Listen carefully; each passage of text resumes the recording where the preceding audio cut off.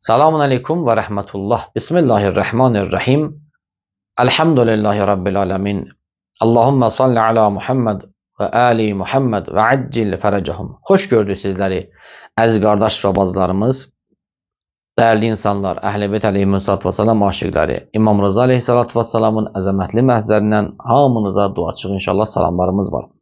Biz keçən dərsimizdə bəsirət haqqında danışdıq. Bütün o elmin haqqındakı danışırdıq, elmi bəhslər aparırdıq. Gəlib çatdıq, yetişdik bəsirət bölməsinə.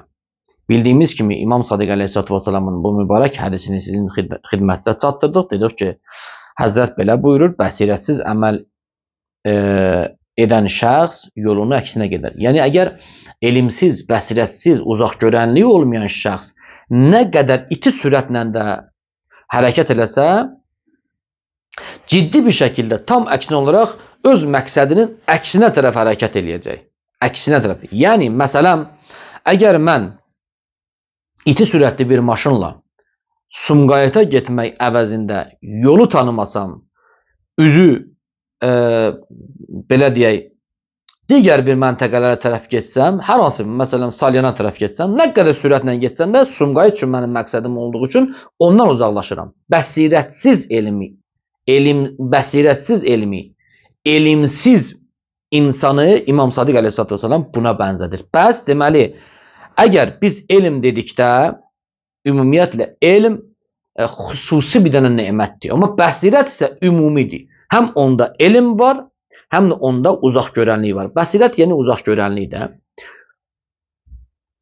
Buna baxmayaraq İmam Sadiq əleyhissalatu vesselam buyurur ki, əgər nadan bir şəxs elmi var, çox ciddi şəkildə də bir elmi var, möhkəm bir formada da elmi var, o qədər elmi var ki, eləyə bilər bir insanı, xəstə insanı sağaltsın, eləyə bilər də sağlam bir insanı, sağlam bir cəmiyyəti, belə deyək, çox ciddi bir şəkildə fəsada yönəltsin və düçar eləsin ki, necə ki, bu mikroblarla yönəldirlər. Bəs elm şəxsiyyətlərlə deyil, elm bəsirətləndir. Elm Allahın nuru iləndir, Allahın xofu iləndir. Onun üçün İmam Sadiq əleyhissalatu vesselam belə buyurur ki, əgər bir şəxs elm dalıca getsə, gərək onun belə deyək, zəminəsini də özü üçün əmələ gətirsin, icad eləsin ki, ona bəsirət deyilir. Özündə gərək onu yaratsın. Bəs bəsirət, əzizlər, ən önəmli bir nemətdir elmin yanında və ondan ayrılmazdır. Həqiqi elm və müsbət elmdən söhbət gedir. Həqiqi və müsbət elmdən, yəni faydalı elmin yanında mütləq bəsirət var. Əgər bəsirət olmasa, ziyan verəcək bu elm. Bəs bu elm bizim üçün faydasız sayılacaq. Vaxt ki, faydasız sayıldı, insan cəmiyyəti uçuruma doğru hərəkət eləyir.